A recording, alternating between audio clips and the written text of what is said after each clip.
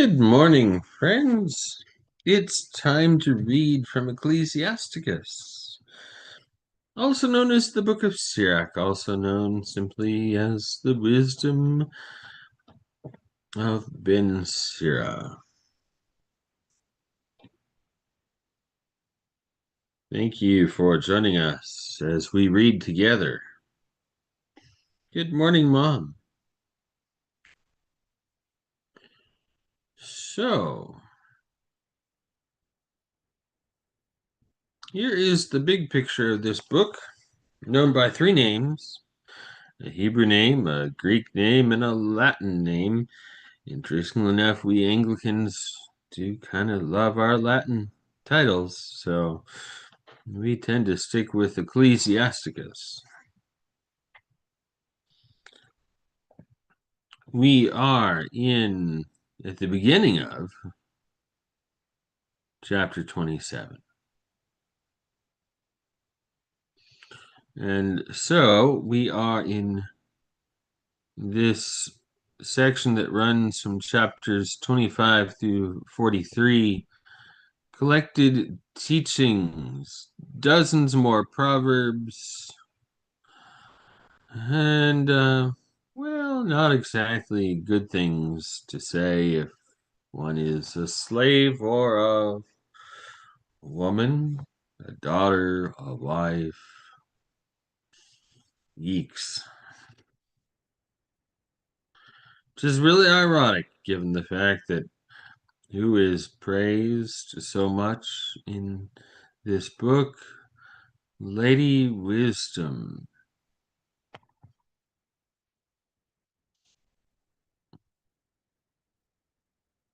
So, friends, we're starting chapter 27 this morning. Let's pull our timer up and let's get ready to read. Get this over in its proper spot over in this corner and reset it. I'll be reading from the left-hand column, which is the Common English Bible. In the right-hand column, you see the text as found in the New Revised Standard Version Updated Edition. And I may reference that at some point. Do a little comparison. Well, I may not, but it will be there.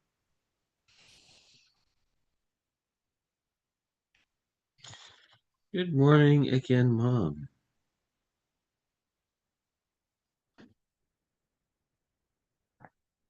Let's read, friends.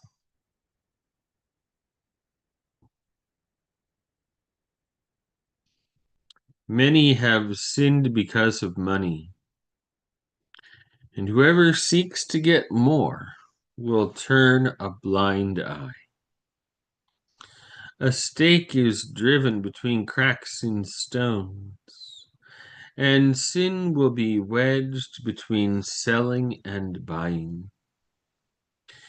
If people don't remain mindful of the respect due to the Lord, their houses will be quickly overthrown. When a sieve is shaken, rubbish remains behind.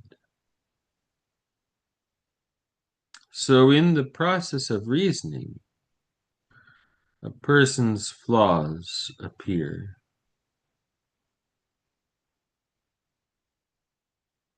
A kiln tests a potter's jars, and decision-making tests a person. A tree's fruit reveals how well it has been cultivated. In the same way, reasoning makes plain a person's thought. Don't praise people until after they present an argument, for this is how people are tested. If you pursue what's just, you will possess it and wear it like a glorious robe. Birds will nest with their own kind, and truth comes back to those who practice it. A lion lies in wait for prey, just as sin lies in wait for those who practice injustice. The godly always speak wisdom, but the fool changes like the moon. Limit the time you spend with unintelligent people, but linger with the thoughtful. The conversation of fools is offensive, as is their laughter over sinful pleasures. Their speech, full of profanity, makes a person's hair stand on end, and their conflicts make people stop up their ears. The conflict of the arrogant ends in bloodshed, and their abuse is miserable to hear. Those who reveal secrets have destroyed trust, and they will never find a friend for themselves. Show affection to friends, and be loyal to them. But if you reveal their secrets, don't follow after them. Just as people destroy an enemy, so you have destroyed your friendship with your neighbors. And as you set a bird free from your hand, so too you have let your neighbors go, and you won't catch them. Don't pursue them, because they have withdrawn far away from you, and they have escaped like a gazelle from a trap. In the same way, it's possible to bandage a in the same way that it's possible to bandage a wound. There is also reconciliation for insult. But the one who has let a friend's secret slip out has no hope. Those who wink their eye plan evil, and whoever recognizes them will keep their distance. To your face their speech will be sweet. They will express amazement at your words. But later they will distort what they said, and they will use your own words against you. I've hated many things, but nothing compares with them. Even the Lord will hate them. Those who throw stones up high throw them on their own heads, and a deceitful blow will open up wounds. Whoever digs a hole will fall into it, and whoever sets a trap will get caught in it.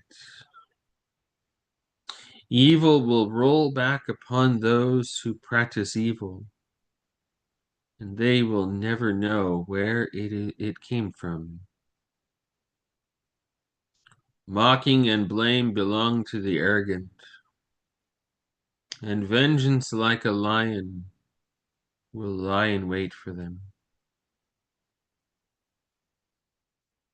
Those who rejoice when godly people fall will get caught in a trap, and pain will consume them before their death. Wrath and anger, these also are detestable, and they will possess the sinful person. Chapter 28.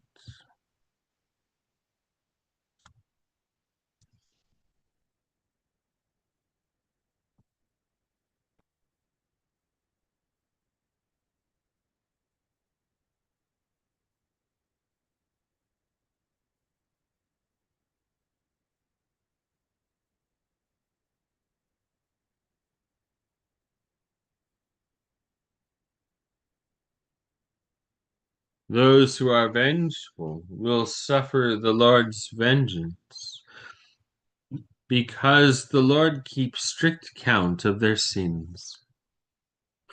Forgive your neighbor a wrong, and then when you pray, your sins will be forgiven. Can people hold on to their anger against others and then look for healing from the Lord? Can they refuse to have mercy on people like themselves and then pray about their own sins? If they who are just flesh hold on to anger, who will secure pardon for their own sins? Be mindful of the end that awaits you, and put an end to enmity. Be mindful of decay and death, and be faithful to the commandments. Be mindful of the commandments, and don't be irate at your neighbor. Be mindful of the covenant of the Most High, and overlook a mistake. We're going to pause there, friends. The timer ran out.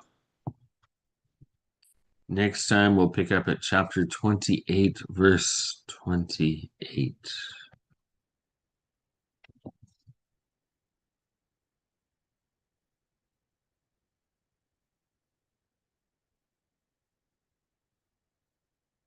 Blessings on your day, dear friends, and peace be with you.